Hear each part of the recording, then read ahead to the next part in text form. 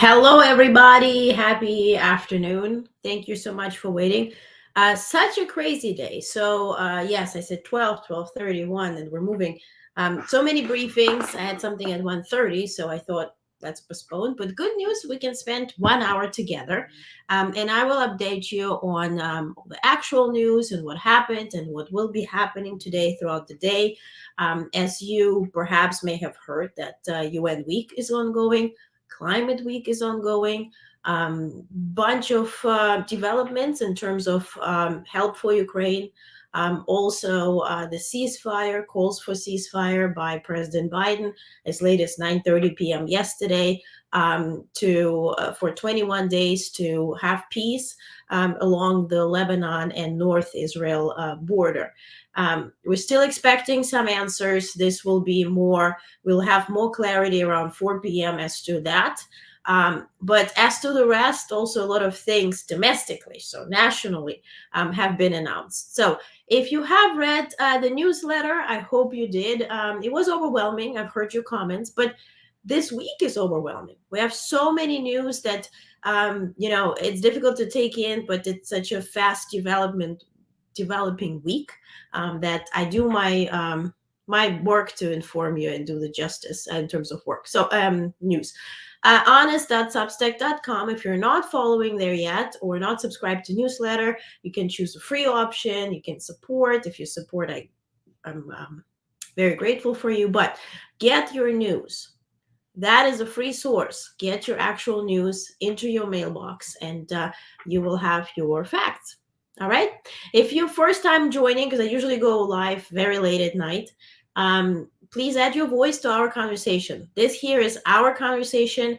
If you have questions, if you have comments, if perhaps you have heard something that differs from what I'm saying, if you provide sources, I gladly stay corrected. So we are spending this time together to talk about the news. Now, first thing, which is very fresh, that just came in this, I would say, afternoon. It was a statement from our National Economic Advisor, Brainard, on the GDP growth. And so the statement goes, we learned this morning that the economy has grown by 3.2% per year during the Biden-Harris administration, even stronger than previously estimated, and better than the first 3 years of the previous administration. So big news. GDP growth by 3.2% per year. This strong economic growth and unemployment that is the lowest of any administration in 50 years, this is a fact, it's not a rumor, it's a fact, is coming at a time when inflation has come back down and interest rates are declining. While we have more to do to lower costs for families, this to the president's work to support families and small businesses, a stark contrast with congressional Republicans' failed approach of tax cuts for the wealthy and higher costs for middle-class families. So, pretty good news, pretty big news. And also, when I was just reading that, I reminded myself to give you also a bit of a background on the meetings yesterday, because it was a pretty remarkable meeting yesterday, and we're going to talk about that later and have a readout. It was the G7, the European Union leaders, and 30 countries, together with President Biden, together with President of Ukraine, Zelensky, and the atmosphere and how everybody cared, you know. I'll describe it when we talk about it, but it's certainly, you do feel that politics is personal. And I know we're focusing on that a lot here, right? With Onest newsletter and with my posts on Twitter shitter and all that kind of stuff. But we need to understand that politics is not only personal, and I'm not saying that it does not exist. It's not only personal because people are following their egoistically driven desires or their ambitions, and it's personal because, some like each other more than others, and so countries, have better connections under certain leaders with other countries. But it's personal because it means something to the person representing the country to do something for others. And so yesterday at that meeting, what stood out to me, and very conscious as to reading the room. I'm former diplomat, so I've been taught to do that. Um, but also naturally, it was not as if anybody, any of those 30 leaders plus Biden plus Zelensky, would enter the room feeling important or, like chest up, boobs forward type of thing. And like, I'm here, I own the place, and to tell me what you got, like the flair that is so Trump-ish, right? That is so admired by the MAGA folks. None of that was there. In fact, when they started speaking about reconstruction of Ukraine, and again, we're going to talk about Ukraine in all settings in a bit, it was very touching. I mean, Zelensky was taking it really like, when they talked about what is being destroyed, what will be, which country will take over to, or will help to rebuild it, right? What has been bombed. And we know civilians are dying and whatnot. So for me, it was very difficult to hear that, especially when they mentioned my birth city. I'm Ukrainian born US citizen. So, Kharkiv, when they started mentioning the streets and like the what will be rebuilt, I couldn't hold it. I see Zelensky also reacting like I'm grateful, but it's so personal. It's just like holding tears. I see Biden doing same thing, and it just was so personal because we see it on television. We see them lining up for NATO. We see them lining up for G7. He said, she said.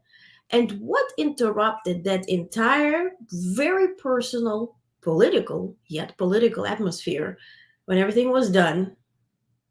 The White House press corps, who were on the duty, I wasn't on the duty, they run up to Biden, and it was like a whole thing. I'll show you a picture. It was a whole thing that separated press from them because we seated like really next to the leaders. And there was like a bit of a barricade. They jumped up and ran to him and started screaming, "Come and that stuff." And at that point, everybody turned around, and there were so many Asian media representatives from like Korea and like South Korea and Japan, and and it's so foreign to them to do such stuff, just by definition and tradition. So they turned around, they're like, it was like, what the hell happened? And all the leaders were just like, oh God, Jesus Christ. So that's what sort of stopped that atmosphere of caring. Just wanted to share. So whatever we see here, we see, something happens in the meeting and Biden turns into Dark Brandon, shuts up people and all that kind of stuff. When you see it on television, it's one thing. When you see it in person, you experience it, and you see like how this negative energy just interrupts. Hi, Michael. Good afternoon. Hello. Hi, Brandon. Busy week. Oh my God. NYC is insane. Ukraine PM is well loved and honored by everyone. Ukraine president, right? Agreed, Brandon. Justin Trudeau also seems to be pretty likable. Yeah, he spoke yesterday, Justin Trudeau, on a virtual thing, so he had to rush back. He flew the day before yesterday back to Canada, and he said, I have to be in my parliament, so I'm addressing you virtually. Same was with Meloni. And I know there was this whole baloney with her and Musk, and do they date and do they do whatever with each other to each other, because it was an award thing, which was right across the Clinton conference where I covered. There was a Global Citizen Awards. He was seated next to Meloni. There were pictures. People started guesstimating, brewing some stuff. Then his mom had to say that actually he went home, went to hotel with me. So stop, making up rumors. But people are people, I guess. That's the negative part of being personal and politics being personal. But let's continue with actual news. So the vice president today was briefed this morning on Hurricane Helene, or Helene. How do you pronounce it? I don't watch television to know how they pronounce it. Helene, right? And its potential impacts. The entire Biden-Harris administration stands ready to provide further assistance to Florida because they already have given funds to FEMA to be there. The rescue crews and all the setup was already there before the hurricane or the tropical storm turned into hurricane and then hit the land. So, Also, that concerns other states in the path of the storm and if needed, and as needed. The president and vice president continue to urge residents, especially those who have been instructed to evacuate, to listen to local officials. So, if you're told to evacuate, please do so. Nobody likes it. I don't like it. Nobody likes it. But nobody likes being in a mess where you have to be rescued by helicopters, and especially take care of your pets too, because we see it so much on television and in life that pets are left behind. So don't do that. Um, Now, President Biden also declared emergencies in North Carolina and Georgia, again, due to this hurricane, which caused this funds allocation. He declared emergency in North Carolina and Georgia in response to Hurricane Helene, which began affecting the states on September 24th and 25th. Federal assistance will supplement state, tribal, and local efforts to manage the emergency conditions. So, that is what happened exactly this morning. Let's continue from there on. Let me check your comments. Press wants to scandalize Meloni and Musk while defending Olivia Nuzzi. It makes absolutely no sense. I honestly, wholeheartedly don't give a damn who does what to whom. Now, I do give a damn that Musk is very close with, Russian authorities and tweets stuff that Russian authorities are tweeting. It doesn't have to be intercourse conversations. Let's talk about affiliation beyond bedroom, because there's so much to talk about and so much at risk. Somebody who has access to national security questions, who to confidential information, who gets money and who gets sponsored by our government, has certainly companies and factories in China, right? And if anything is registered in China, 51% of that by law in China has to be controlled by Chinese government. Meanwhile, Tesla receives a lot of federal funding in the US. So if we were to talk about that, I wouldn't mind. Let's talk about that. Let's talk about personal relationships there and accurate and the causation of all that, right? Whether Musk sleeps with Meloni, I really don't care. Now, today Zelensky met with where do I have that? Did I delete that? Oh gosh. Okay. So Zelensky met with Michelle to discuss Ukraine's EU path and support initiatives. And why I'm reading this out, I know we're in the United States and we don't really care about the EU, like internal issues, but I'm reading this out to debunk the stuff that only US does everything for Ukraine, that European Union doesn't care, that European Union doesn't do anything. Yesterday, European Union leaders were there. I saw them vividly. I'm going to show you pictures. I'm going to show you videos. And so today, Ukrainian President Zelensky met with European Council President Charles Michel to express gratitude for ongoing support and to discuss Ukraine's aspirations for EU membership. Zelensky emphasized the potential for a faster path to EU with Michel's backing, despite anticipated challenges. The meeting addressed the use of frozen Russian assets to support Ukraine, including the recent receipt of a 1.5 billion euros tranche. They also covered military needs, frontline situations, and the implementation of joint security commitments between Ukraine and the EU, focusing on maximizing resources from the European Peace Faculty and the Ukraine Assistance Fund. Additionally, they stressed the importance of maintaining sanctions on Russia and preventing any circumvention of these measures. So, the joint statement yesterday, why EU was there? Because what is being done is that there are Russian assets all around the world. And so what they're doing is they're taking the profits of those Russian assets and they're allocating that to rebuild Ukraine. This is not being allocated to fund Ukraine army or any military equipment. No, it's allocated to rebuild Ukraine. Whatever Russia bombs, the profits of Russian assets are being used to rebuild. So that's the idea. And of course, it happens in Europe. It happens also in the US as well. Now, what countries agreed to yesterday is also pledging and signing to sponsor Ukraine as long as it needed. For instance, Starmer spoke yesterday. I'm going to show you a video soon, where he said UK will give $3 billion annually. $1 billion or billion funds? I think dollars, but let me check that in a second. Annually to Ukraine until Ukraine doesn't need it anymore. Giorgia Meloni spoke virtually from Italy. She said the same thing. Canada said the same thing. Why is it being done?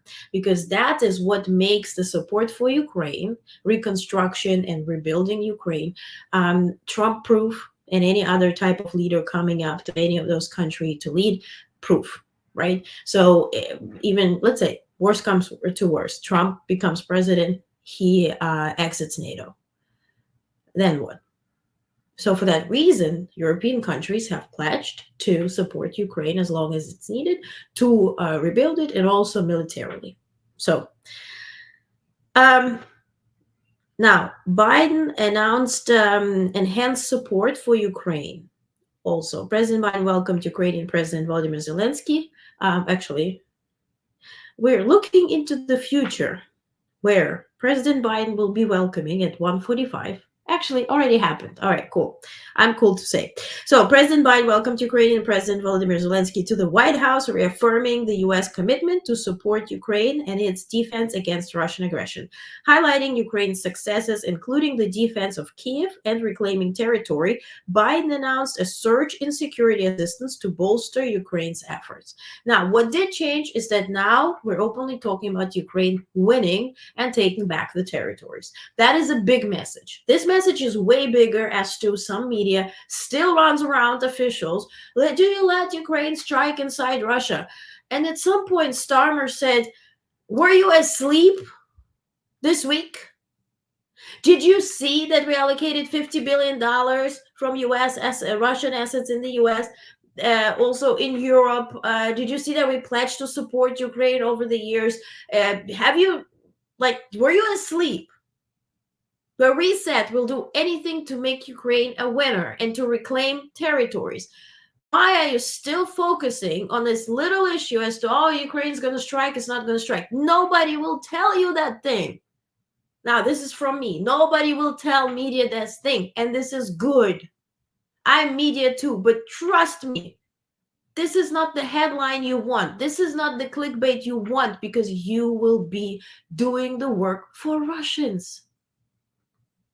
Why are you asking this stupid question? Let Ukraine strike back. This is a very militarily strategic decision that will not be communicated with you. I worked in Security Council with wars, dealing with Middle East questions at the UN. Nobody will tell press strategic decisions. They will tell press when it already happened. So why are you behaving this stupidly, really, yesterday? Same questions, stupid. Okay, moving on. A little unexpected rant. So the help for Ukraine that Biden announced with Zelensky at the White House today is key actions. First, directing the Department of Defense to allocate all remaining security assistance funding for Ukraine by the end of the year. Why? Because that makes it Trump-proof. So Trump can't enter and say, stop on everything, hold up, freeze. Okay? So before the end of the year, all what has been given to Ukraine will be given to Ukraine. I mean, it's not physically will be given to Ukraine. It goes to Pentagon. They buy the old equipment. It will be sent to Ukraine and vice versa. We talked about it many times. Also, authorizing $5.5 billion in presidential drawdown authority to utilize and replenish U.S. military equipment. Now, this is the specific budget. When Ukraine got $62 or $64 billion allocated, this came from different subparts. PDA, Presidential Authority, or Presidential Drawdown Authority. This is what President allocates for Ukraine to purchase. Remember Zelensky at the Pennsylvania plant? That is that, where they say, well, we spent $150 million buying the supporting material or weapons or whatever for Ukraine produced in Pennsylvania. So that is what the money goes to. So Biden is making sure that this contract for 5.5 billion, which is not going to be given to the factory 5.5 billion or anything at once, but that these contracts are signed and are put in action, are activated before he leaves. So nobody, hint hint, could stop it. Then, announcing 2.4 billion in new security assistance focusing on air defense, unmanned aerial systems, and munitions. This is huge because that's drones, that's the missiles, that's putting everything in action. So making those contracts active, making purchase agreements active, and so on and so forth. Proving joint standoff weapons to enhance Ukraine's long-range strike capabilities, or providing joint standoff weapons to enhance Ukraine's long-range strike capabilities. Do you understand what's being said in this question? Providing joint standoff weapons to enhance Ukraine's long-range strike capabilities. Now, here's your answer. I bet I'm going to cover Stoltenberg now, just in a few hours. NATO, the Secretary General of NATO. I bet the first question will be, do you let Ukraine strike? Can you read? Please read. Okay, so you know now. Refurbishing and supplying an additional Patriot air defense battery and missiles. That's what Ukraine has been asking for. Expanding training for Ukrainian F-16 pilots. Disrupting a global cryptocurrency network to counter Russian sanctions invasion. It's good. That's the China and Iran and North Korea. Biden emphasized the U.S. resolve to support Ukraine and announced a forthcoming meeting of the Ukraine's Defense Contract Group to coordinate international support against Russian aggression. So that is where the military comes through and international support, where they discuss literally now money is allocated, who is providing what. Because U.S., for instance, F-16s, they're not stationed in U.S., they're stationed in Germany. So how will be that transported and when? So that's already the exercising this agreement. Let's see if you have questions. Sikorsky destroyed Russian Federation yesterday at UN meeting. Yeah, day before yesterday.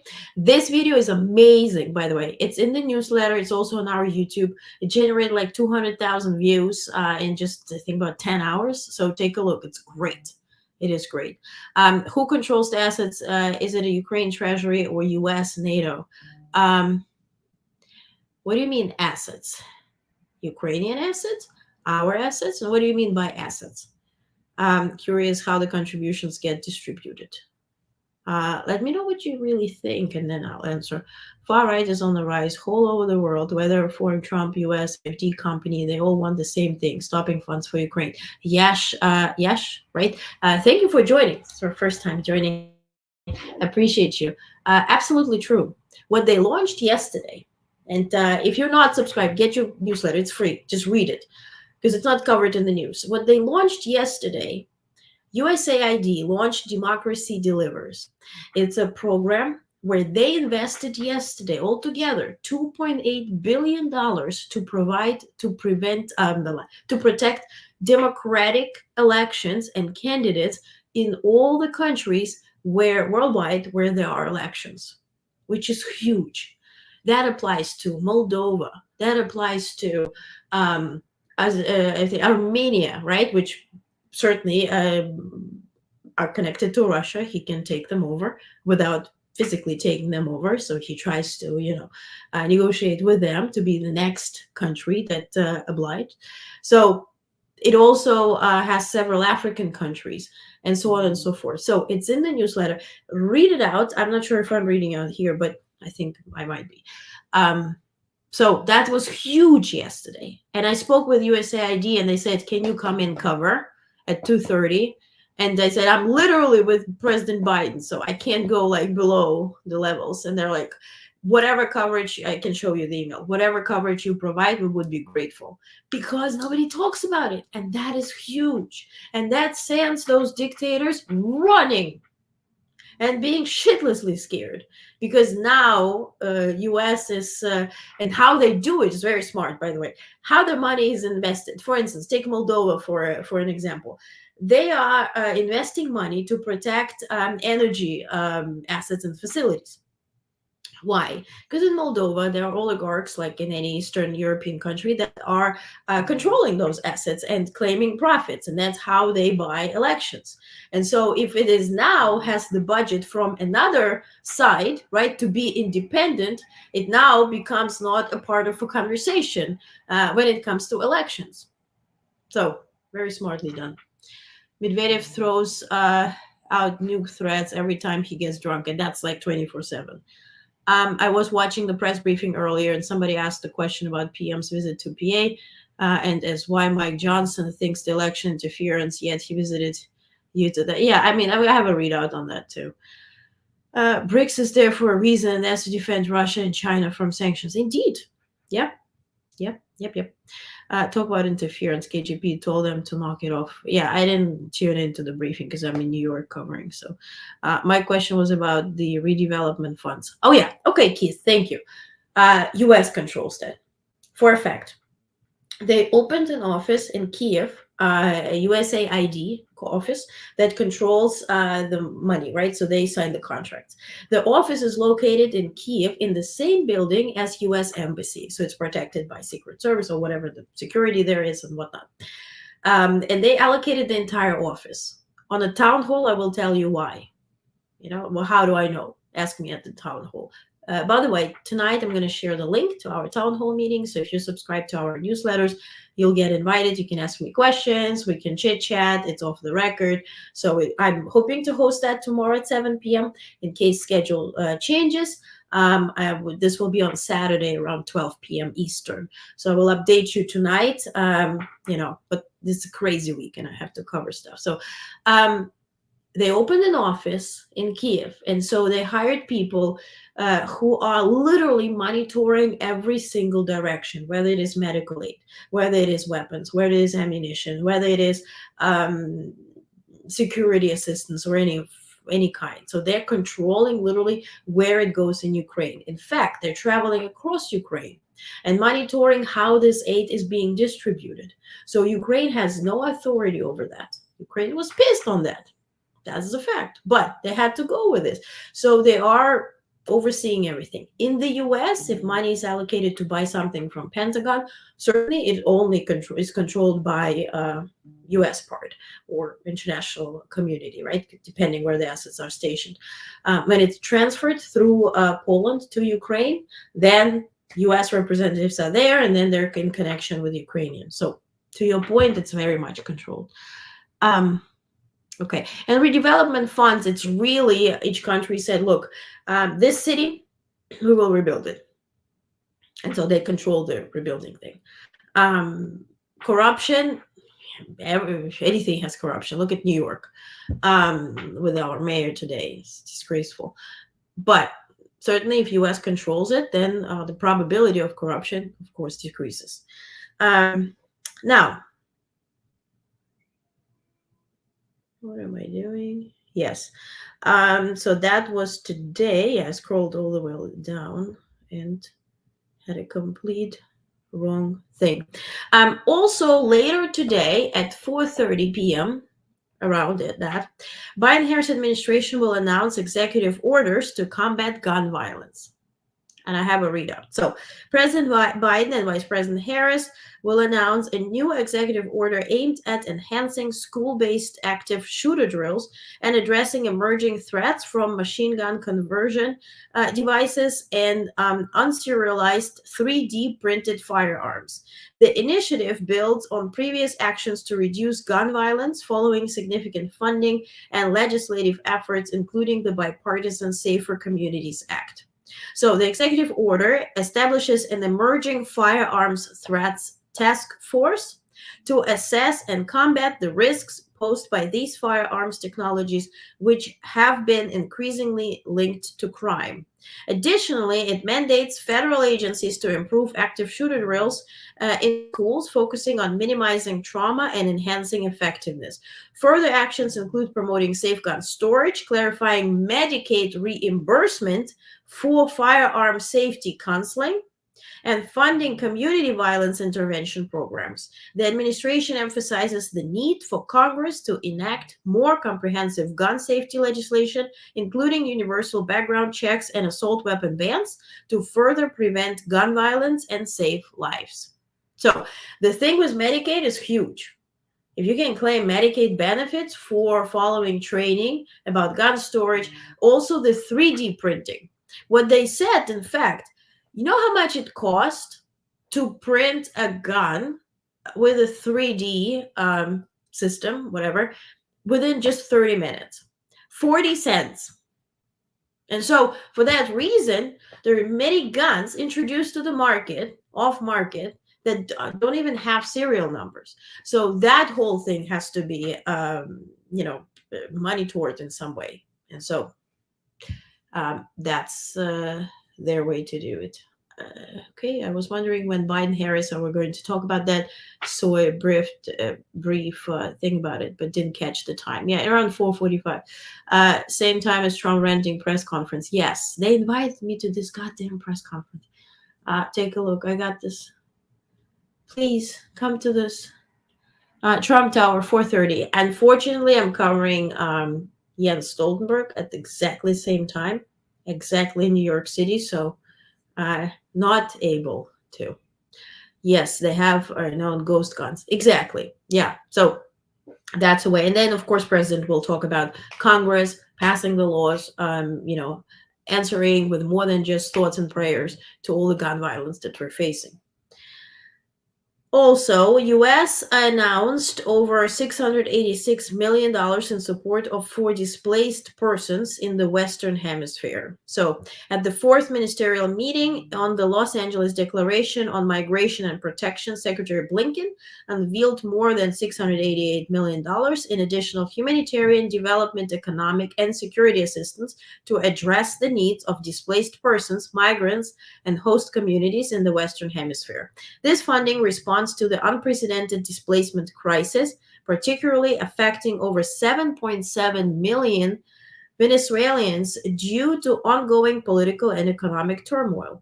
The announcement includes over $228 million from USAID for emergency food assistance and humanitarian aid for Venezuelan migrants in Colombia, Ecuador, and Peru, as well as vulnerable population in Venezuela.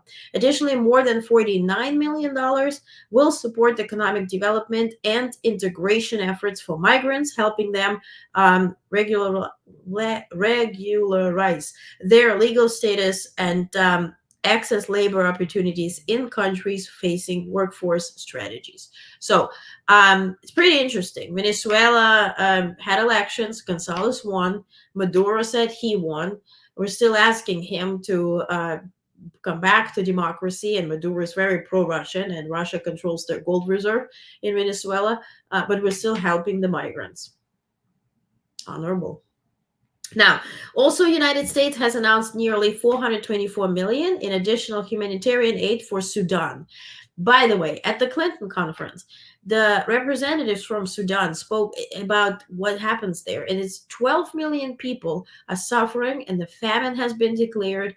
It's incredibly sad, and it's incredibly embarrassing for year 2024 and the international community to let it happen, to let it go to this or come to this.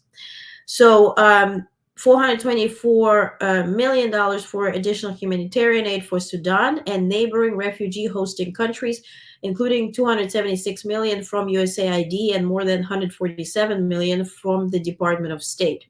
This funding, highlighted by the U.S. ambassador to the UN, Linda Thomas-Greenfield, during the UN General Assembly, aims to address the escalating humanitarian crisis in the region. Key components include $175 million from USDA to help distribute food to over 1.2 million people facing food insecurity. Since April 2023, total U.S. humanitarian assistance has exceeded $2 billion. U.S. urges other donors to contribute and calls on Sudan's military leaders to protect civilians and facilitate aid access. So, we're not just, to everybody who's watching, perhaps you're from Ukraine, or, you're pro-Russian, you're MAGA this, MAGA that, where you say US is just invading countries, and we're just this world police, we're invading stuff, and we're just, trying to take over the gold reserves and oil reserves. You're mistaking us for Russia. US does a lot of good stuff. So if you would just open your eyes and read and listen throughout this week, the numbers are just incredible for any regular person to consume, but how much has been invested all over the world to support people who are suffering from such dictators whom Trump not just supports, but admires, really doesn't go along one with the other. Let's talk quickly. Let's have a break from my readouts into some video content. So, New York City mayor has been indicted for the very first time in history. The sitting mayor, Adams, indicted following a federal corruption investigation, according to people briefed on the case. He's the first sitting mayor of the city to face criminal charges. Earlier today, the indictment was unsealed. On Thursday now, it follows an investigation that has focused, at least in part, on whether the New York City mayor conspired with the Turkish government to receive illegal foreign campaign contributions. And so they unsealed the document and showed that he flew to Turkey, he flew to Hungary to meet Orban, he flew to China, he took money donated to his nonprofit and campaign funds, and you have to disclose anything that goes beyond $100,000. And then, of course, once they had the warrant, they got all the emails, and the emails are like, can we claim that he paid for a flight? Or, and they're like, no, we're going to give you a free flight. No, but can you charge us at least something? They're like, what, $50? So it's pretty interesting how the staff didn't really care, to conspire or to even hide it, or were they so naive? And there are certainly Supreme Court justices, right? Like Clarence Thomas, who do the same thing with Russia, right? He flew on a private plane and helicopter to Putin's residence. But he knows how to register that so he wouldn't, be prosecuted for that. So that's the difference. But same thing, different day. Mayor Adams recorded a video stating that he's innocent. Take a look. My fellow New Yorkers, it is now my belief that the federal government intends to charge me with crimes. If so, these charges will be entirely false, based on lies. But they would not be surprising. I always knew that if I stood my ground for all of you, that I would be a target. Trump thing, right? He takes the Trump, I will be the target because I'm fighting for you. You're the Jesus, and I'm the Jesus, and you're whatever. Yeah, hell no. We're from New York. We know you. By the way, by the end, I'm going to have 2 fun videos and a picture. Heart-touching, heartwarming stories. And one of them is comparing Trump to Jesus. And the guy did such a fabulous job because they claim like they have all these pictures with Trump being Jesus. That was brilliant. I'll show it. Now, yesterday, President Biden joined The View. So how it happened? They had a break off the record, First Lady and President Biden came out. They addressed the audience. They had the chit chat. Then the PA said, production assistant said, and now the audience pretend that you never saw him. So he's going to come again, but now on air. And so on air, he came out to standing ovation. Take a look.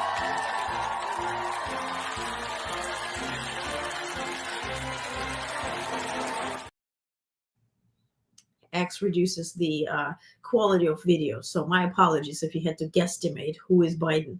Now, I want you, if you haven't watched the interview, watch 2 minutes, 33 seconds of Biden talking about the election, him stepping down. And yeah, just watch it. You're going to go through all kinds of emotions. If you saw it already, bear with me. If you haven't seen it, this is a must watch. And look, I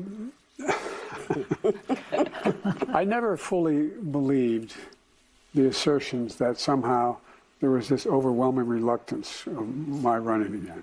I didn't sense that.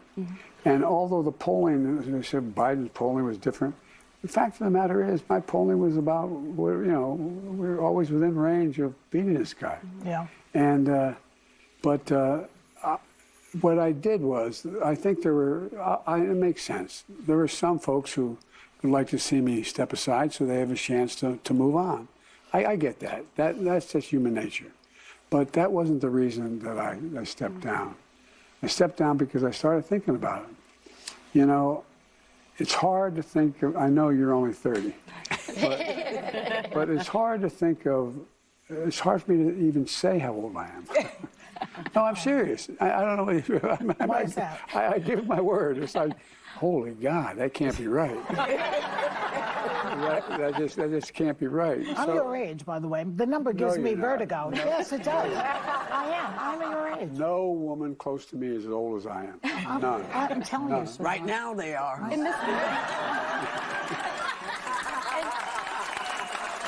President, do you think had you stayed in the race, would you have won? Yes. Yeah. I was confident I would beat Trump. Listen, I He's a didn't like loser. the way they did it.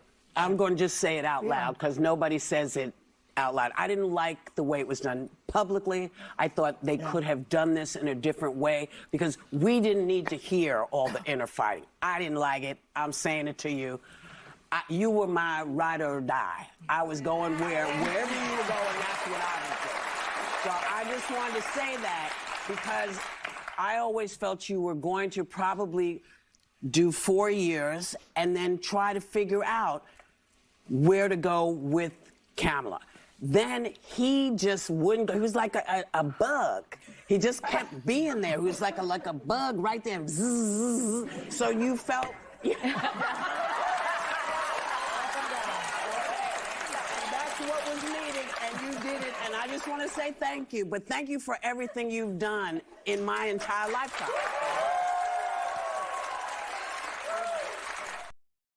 Keith, to your point, yes, I agree. You know, Republicans are sticking with the guy. He's, no matter how many felonies he has, no matter how many sexual victims, sexual abuse victims are coming up and claiming allegedly that he did something, or actually court decides that he in fact did something, right, and prosecutes him, they stick with him.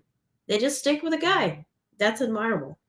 Now, about that Speaker Johnson thing. So Speaker Johnson wrote a letter where he stated he demanded President Zelensky to immediately fire Ukraine's ambassador to U.S., Markarova, for arranging the Ukrainian president's visit to the politically contested battleground of Pennsylvania. Now, what Zelensky did, he visited an official plant, right, or a factory where the equipment for Ukraine is being produced, together with Governor Shapiro.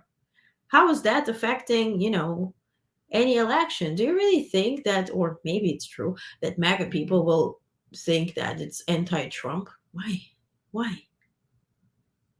It's been going on for years. I mean, that he thanked the facility workers and whatnot, the union workers. I think that's admirable.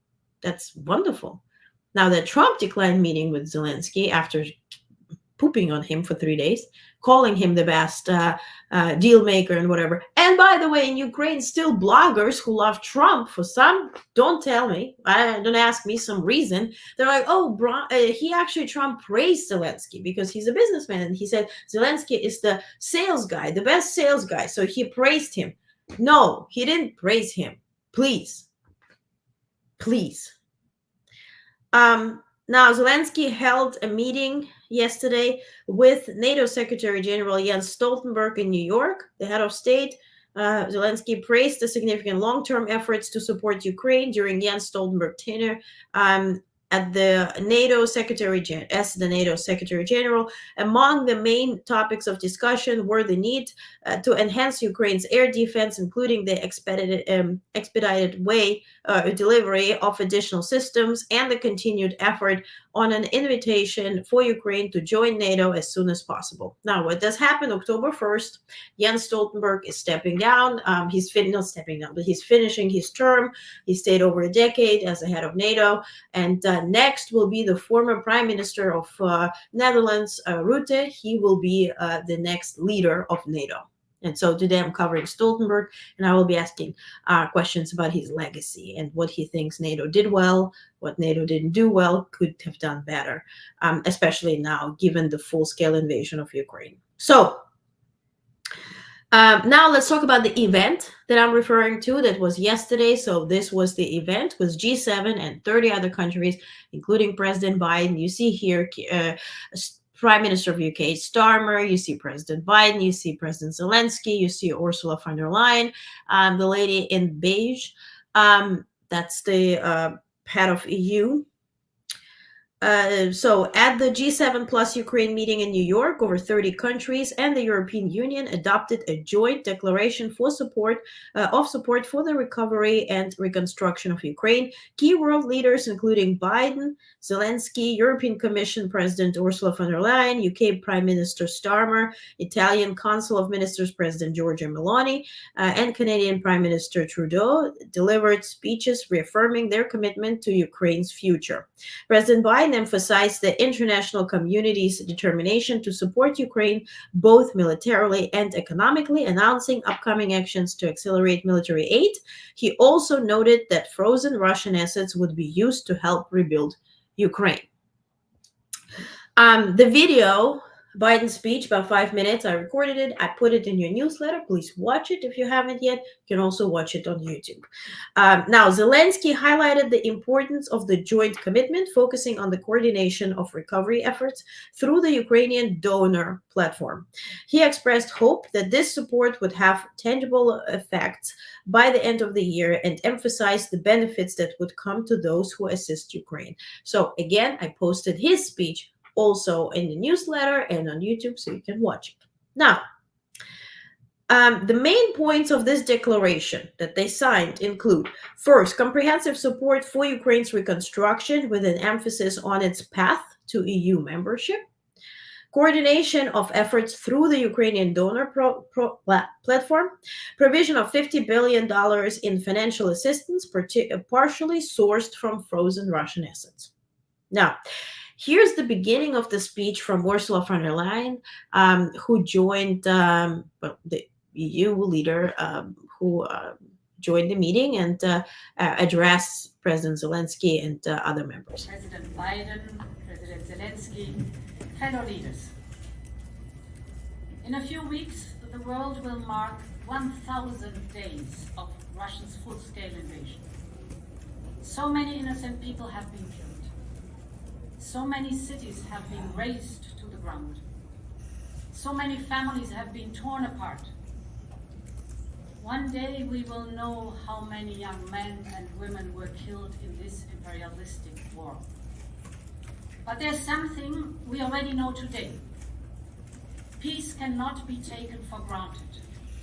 We have to stand up for it every single day. No one wants peace more than the people of Ukraine. So then she spoke more about aid and how it will be allocated. Then UK's PM Starmer spoke. Here's the beginning of his speech. President Zelensky, it is important that we meet here today as the world comes together for the General Assembly. Because this group is united in its determination to stand up for the UN Charter in Ukraine. Russia's invasion is against everything the UN stands for. So it must be met with strength. International law must be upheld. None of us want this war. And no one wants to put it an end more than Ukraine. But so long as Putin continues this aggression, we will support Ukraine to defend its land and its people. That is why the UK has committed to provide £3 billion in military aid every year for as long as it is needed. And it's why we're investing in Ukraine's defence industry. We must redouble our efforts to help Ukraine push back and show Putin he cannot win this illegal war. So, then it was virtual, so I didn't record the screen. Meloni spoke, and then Trudeau spoke, and they addressed Zelensky, and it was very personal, really, until the media started screaming. Really, just the White House media. So it's kind of weird. So now the declaration is open for further signatures and aims to ensure Ukraine's long-term resilience and prevent Russia from achieving its imperialistic goals. Now, more aid for Ukraine has been announced yesterday. So Department of Defense has unveiled a new $375 million security assistance package for Ukraine to bolster its defense against Russian aggression. Here you see what are the wrong components of this package. So this marks authorized under presidential drawdown authority. That's part of money that has been allocated earlier, so it's nothing new. The package includes air-to-ground munition, artillery ammunition, anti-tank weapons, armored vehicles, and various support equipment. This marks the President Biden's administration's 66th military aid delivery to Ukraine since August 2021. The U.S. continues to work alongside over 50 allies through the Ukraine Defense Contact Group to ensure sustained support for Ukraine. So, and then additionally was more aid has been announced. That's what I read it out, to activate the contracts before the end of the year for Ukraine and production of the munition and any military equipment that is allocated to Ukraine and training pilots. So making it more or less Trump-proof. Okay. So I don't like calling it a war, Brendan, either, because I think Keith said it first, right? Did I see it? Did I see it? Yeah, I just like calling it a war since it was unprovoked invasion, peaceful country. Yeah, and by the way, Professor, Doctor, please tell me. Missing a word. Anyway, he also mentioned that calling it a war makes it difficult because usually a war is on more than one territory. It's either at the border, like think about Lebanon and in North Israel. It is a war as a conflict as to who will get what type of territory. Now, this is a pure invasion where a country invades another and tries to populate. So it's like a cancerous establishment within another country. So I do understand your notion, and I do agree. Now, this I read out. Now, today Zelensky arrived in capital. You see these two fellas? The one on the left should certainly retire, as much as the one on the right, by the way. Even though I'm in his district. They're wearing Ukraine flag-inspired ties and shirts. Cute. Zelensky arrived at the U.S. Congress, joined by Senators Schumer and McConnell, both of whom are wearing ties in the colors of the Ukrainian flag. The meeting is off press. So we'll see what will come out of it. But the idea is for Zelensky to explain the victory plan. If the victory plan is not published by tomorrow in our town hall, I can, share some guesstimation or whatever I know about it. Now, yesterday, Biden's hosted world leaders at the Metropolitan Museum of Art, my favorite place on earth. Now, here they are. Such a cute picture. You see the statue on the left? Fantastic. So earlier yesterday evening, President Joe Biden, First Lady Jill Biden hosted special reception at the Met Museum during the United Nations General Assembly High-Level Week. The event, which was attended by world leaders and dignitaries, celebrated diplomacy, global cooperation, and the importance of working together to overcome the world's most pressing challenges. First Lady opened the evening by praising her husband's long-standing commitment to diplomacy, noting the deep personal bonds President Biden has built with global leaders in the past 50 years. She described the UNGA, or UNGA, as a moment of honor, to honor these relationships and the shared efforts to create a brighter future for people around the world. Quote, "This is our final United Nations General Assembly as President and First Lady," end quote, she said, thanking the audience for their continued celebration or collaboration and support. Now, why I'm reading this out, because media is not reporting it. It was off the record, so it wasn't covered. So I want you to know what Biden said. President Biden followed with a speech highlighting the importance of perseverance and collective action in addressing global challenges such as war, poverty, hunger, and climate change. Drawing inspiration from his mother's words, Biden urged leaders to never bow, bend, yield, or give up in their efforts to make the world a better place. He reflected on his long career in public service, from being elected to the Senate at the age of 29 to witnessing historic events like fall of the Berlin Wall and the end of apartheid. And if you think, we think it's been such a long time, Biden saw it. In fact, he was born 2 years before the war was won, right? The Second World War, 42. Biden emphasized that while the world faces immense challenges, progress is always possible. He recounted a conversation with China's President Xi, in which he defined America in one word: possibilities. Biden's message to the gathered leaders was clear: anything is possible when nations work together. During the reception, President Biden expressed optimism about the future, citing examples of global achievements such as response to COVID-19 pandemic, the defense of Ukraine against Russian aggression, and historic investments in climate change mitigation. He encouraged leaders to continue collaborating on solutions for the world's most pressing issues, from advancing peace to ensuring that responsible use of AI. Biden concluded his remarks with a hopeful message, quote, "Nothing is beyond our capacity when we work together. Nothing at all," end quote. He praised the leaders he praised the leaders present for their commitment to making change and called on them to continue spreading hope and faith in the future. This evening's event, co-hosted by United States, was a powerful reminder of the importance of diplomacy, unity, and the shared responsibility to build a better world for future generations. So, it's sad and it's touching and it's very emotional, right? Because Biden does this tour, right? He's leaving the world stage, right? And I think politics. By the way, he mentioned that in the future he sees doing some work with universities in Delaware, as much as I think Pennsylvania, UPenn. Certainly, his grandson will be at the UPenn. So he's not stepping away from work or from public, but certainly, I guess, from politics. Although I hope that Kamala Harris will keep him, just a call away for advice. Certainly, Ukraine can't win this war until they attack inside Moscow. The captured territories in Ukraine by Russia is filled with trenches. It's nearly impossible for Ukraine to retake it alone. The victory plan has a good strategy. From what I've heard, I do agree. Nations work together. Yeah. Tumberbill said Harris is an AI vice president. She's DEI, she's EI, she's everything.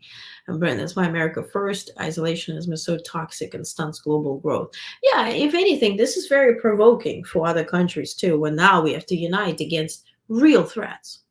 So now on the Middle East, United States, Australia, Canada, European Union, France, Germany, Italy, Japan, Saudi Arabia, United Arab Emirates, Qatar, issued last night at 9:33 p.m. Eastern a joint statement calling for immediate ceasefire across the Lebanon-Israel border for over 21 days to provide space for diplomacy towards the conclusion of a diplomatic settlement. they gave them the probability. What is the probability of them accepting it? That's my question. Because certainly NSC, we had the briefing right away. We had a gaggle. We have another one is scheduled for 4 p.m. tonight, so I'm going to update you on that. But the question is as to how probable is that? Because we already spent months from May on hoping something will be resolved with Gaza. Now, this is now another border. Are both sides looking for that type of solution? Because they were given a few hours to respond. We haven't really heard much. We'll see. Now, in terms of Harris' campaign, yesterday, in a major address in Pittsburgh, laying out her vision for the economy and her economic philosophy, VP Harris vowed to grow America's middle class and build an opportunity economy focused on lowering costs, investing in innovation, and winning the industries and creating the manufacturing jobs of the future. So take a look as to what she refers to as an opportunity economy. Take a look. I believe we need to grow our middle class and make sure our economy works for everyone, for people like the people in the neighborhood where I grew up and the hardworking Americans I meet every day across our nation. So I call my vision the opportunity economy. And it's about making sure everyone can find a job and more, and more. Because frankly, having a job, I believe, in our ambition and aspiration should be baseline. And we should aspire and have the ambition and plan to do more. I want Americans and families to be able to not just get by, but be able to get ahead. Also, she spoke about the anti-abortion laws that being passed, also returning Roe v. Wade. She mentioned the two ladies in Georgia, who were treated at the very last second and passed away, or one of them passed away because she lacked treatment on time. And so she made it very sort of a personal issue as to vote for what is right if it doesn't apply for you, but to others, right? So that's was main message. So economy and the choice, the power of choice, and provision of care for women. So that those were two main subjects of the rally. What else do I have to tell you? Wait a second. It's a lot. Also, Vice President Harris and Governor Walz have launched a bold initiative called America Forward, aimed at revitalizing the U.S. industrial base. Their plan focuses on creating good-paying union jobs and investing in key strategic industries like clean energy and AI. By proposing America Forward tax credits, they aim to incentivize investments while ensuring fair treatment for all workers, especially those without college degrees. So what they mentioned that for federal jobs, you would not need a college degree. I would ask like what stages, what levels of federal jobs, but certainly they say that as we approach the election, this plan offers a clear choice for a stronger, more equitable economy. Now, of course, New York Times, if anything, has to hate on Harris, which is we kind of already, I think, have to get used to it. And it is celebrated by who? Trump. He sends this today. 5-alarm fire. Kamala softball interview. She gave an interview on MSNBC by the New York Times. So when you lost New York Times, what happens? Well, New York Times says roundabout responses that did not provide substantive answer. Hard-hitting Harris interviews still yet to come. So they keep hating on Harris. Now, Melania Trump gave an interview. Here's 15 seconds of this beautiful interview. Enjoy.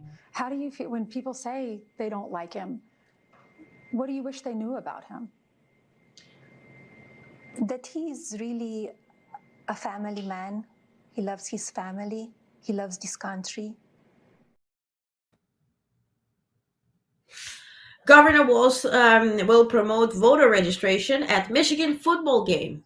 The coach is coming to football. September 28th, Governor Tim Walz will visit Ann Arbor, Michigan to attend University of Michigan football game against the University of Minnesota. He aims to engage with students about the importance of voting and registering ahead of November election. This visit emphasizes the Harris-Walz campaign's commitment to youth outreach, reflecting Walz's background as a public school teacher. So there will be a press event where people can ask questions, with like a town hall thing, and he goes also to the game. That's September 28th. Now, second gentleman traveled to Texas. I have a picture. Do I? Yes, I do. Here we go.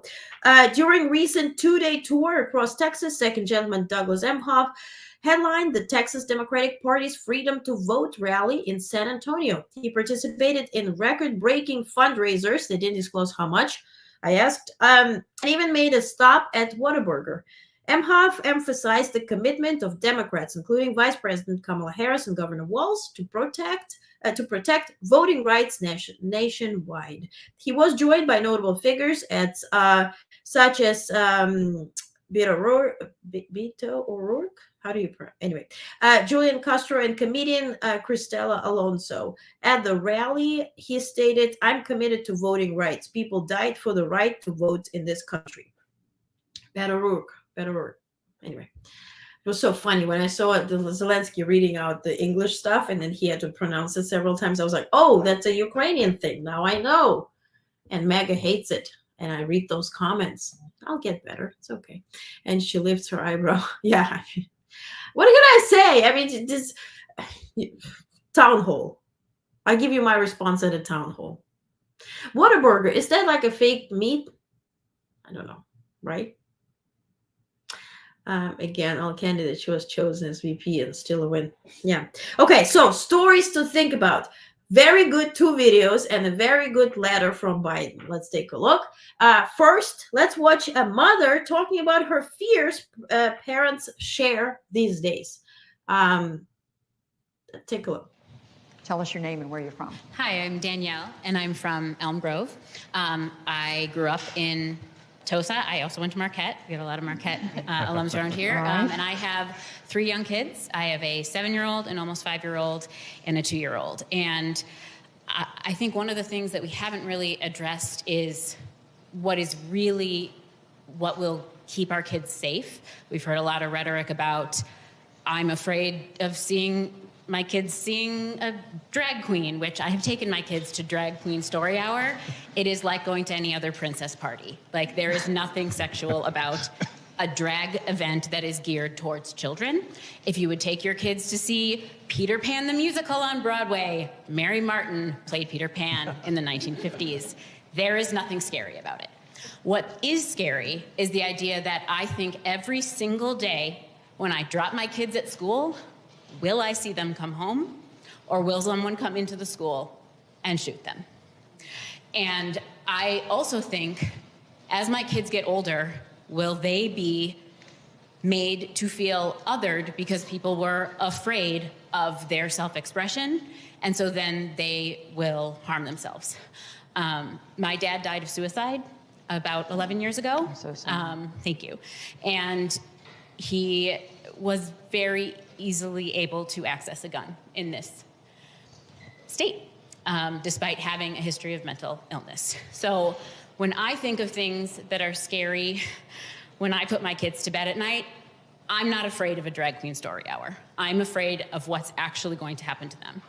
I'm afraid of what their planet will look like in the next 20 years because we're not taking care of it. And I think that the rhetoric that we have that makes these things seem scary because they're hot button issues are, and I will say, primarily on the right. I am a liberal person, I am a Democrat, but I do see a lot of different news sources, and I am not seeing the type of fear-mongering in any other news source than particularly right-wing news sources, and it is causing us to not really focus on the issues that are going to keep our kids safe.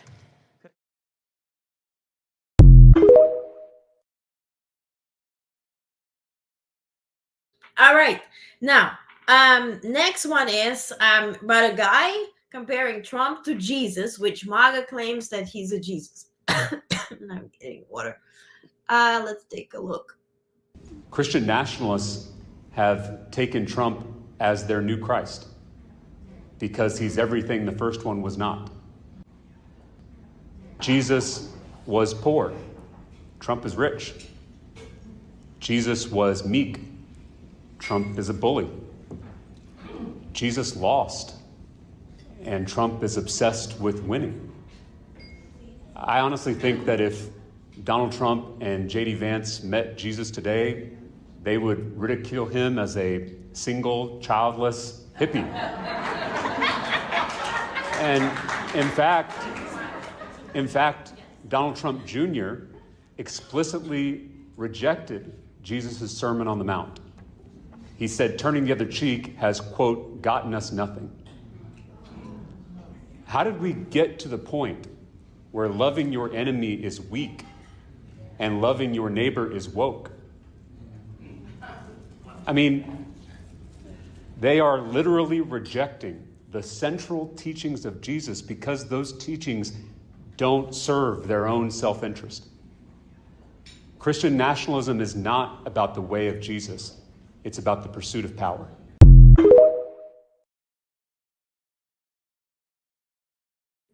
Yeah, Paul, I agree. That's like, and I mean, I don't know, like, where's the stop? Where does it end? Right? Felony, sexual harassment, all of it, like stuff that he says, and we're still like, Jesus, what Bible are we reading? I read the Bible. Took me 3 years. I did the Old Testament, New Testament every day. I read like a chapter and then Googled what it means. I don't know. Now, this lady, Vanessa Casado Perez, she's a law professor. What I guesstimate, she passed the naturalization test and event. And so at that naturalization event where you get your citizenship, you get naturalized citizen, you are getting a letter. In my case, that was under Trump, so we didn't get a letter, thankfully. But President Biden gives people who are becoming citizens this letter. Let's read it together. It's so cool. Dear fellow American, today you have earned a new title that is the greatest honor our democracy can confer, citizen of the United States of America. Congratulations, and thank you for choosing us and for believing that America is worthy of your aspirations. Every immigrant comes to America from different circumstances and for different reasons. But like previous generations of immigrants, including in my own family, there is at least one common trait: courage. It takes courage to leave behind everything you have ever known, your home, lives, and loved ones, and start a new life in another country. In making this journey to America, you have done more than move to a new place. You have become part of an idea. The idea of America is that everyone is created equal and deserves to be treated equally, and that we are forever a nation of possibilities. Since our nation's founding, that idea, the source of our strength and dynamism, has been nurtured, enriched, and advanced by the contributions, sacrifices, and dreams of generations of immigrants like you. As you embrace the rights and responsibilities of citizenship and build your own life and legacy in the United States of America, I'm honored to welcome you as a fellow American in our great nation of immigrants. It's beautiful. That thing is beautiful. Makes me even want to wait a few years to get mine under him, but you know. He became a citizen during Trump administration. Did you go to White House? No. Actually, how it was, I applied. It was right. I dragged my feet for years. But then I realized when Trump came to power, I realized I have to become citizen because it will, you know, for my family and everything, it will have more stability. But I lived here for a very long time. And so I applied and then the pandemic happened. And so my thing was during the pandemic and during Trump. So it was a delay for 2 years, I think. They didn't do anything. And then it was like in New York come to the courthouse. We didn't have the anthem. We didn't have any, like, pictures with a flag or anything. I remember I ran across this Supreme Court in New York. I ran around and said, "Do you guys tell me where you have a flag? I want a picture with my thingy next to a flag. I dreamed my whole freaking life to do this because I'm jealous when people post it. It means so much." And they're like, "Oh, we don't have a flag. We have a pandemic." So that was my thing. Trump could never write something like this. He wants to do mass deportations. Yes, I agree. Yeah, Joe is pure class, and that's what we're going to miss. It's like 1930s Germany. We're moving towards darker hour yet again. Yeah. That's why I wanted to show you this letter. It's just that decency, that being a good human first, and then politician, professional, diplomat next. But good human. Can we restore to that? Being good humans? By the way, please join the town hall. I will have an announcement for Onest Network. And I can't share it publicly, but I will share it with you. So please join, whether it's tomorrow night or right before I go live at 7 p.m. or on Saturday noon. I will share it in tonight's newsletter. So if you are a subscriber, you will get that letter tonight, onest.substack.com. Please subscribe. It's free. For those who support, thank you so much. I appreciate you. I value you so much. Thank you. And so I'm going to talk about the vision, and possibly we're going to have somebody who's joining Onest Network. And so we're going to talk about our vision for this year and years to come, and also who are we working with. And it's way more than me sitting here and talking about news. And it's a lot. So I think you will be proud. So please join, and I will share it with you there. Please don't record screen. Please. There. So I will ask you again. We value you. I value you. Thank you. Thank you for reading newsletters. Yesterday, my first meeting was at 7:30 in the morning. Throughout the night, I was home around 9:10. Started working on the newsletter at 4, like 3:30 a.m. I finished. I sent it out. So, that was the thing. Tonight, I have a debate. So now I'm going to the NATO to cover the Secretary General of NATO. And then there is a debate, and it has to do with UAE. And I want to see whether I can ask questions and get some coverage for you. So they're mixing so much. And also it has Egypt questions. And I want to kind of ask about Trump and Egypt and 10 billion. So let's see what we can do. It's at Rockefeller Center. It's NBC. So let's see. So that is tonight. So tonight I'm not live. I'm there. And then if we have any urgent news, I might be very, very late and go live if we hear anything. But please follow on Twitter, Shitter, or of course the newsletter. Everything will be in the newsletter. Yesterday, some prominent people started following me and retweeting, so it caused a bit of more people seeing what I post. But usually I'm shadow banned, so it's like stagnating. Now, tomorrow night, everything is per usual. UN thing is more or less over, so we're going back to our normality. If needed, Saturday, Sunday, I can go live too. So we are in touch. It's just tonight, yesterday, today is just so much that I don't want to postpone. So I wanted to go live now. All right, I already have my shoes on, my water bottle. They gave us this thingies at the Clinton thing. It's like open water. Is that the Matt Damon thing? I have to Google it, but it's like, it's refillable. Everything was refillable there. So pretty interesting. Okay, have a great day. All right, please have a great day. Stay nice, stay human, stay decent. Have a good rest of your day. You too, Brandon. Thank you so much. Main thing, be a good human. Then for your profession is next. Be good to you, to others. Let's be good. Let's restore decency. All right. Now, have a great day. I'm going to run and follow my coverage. Thank you. Bye.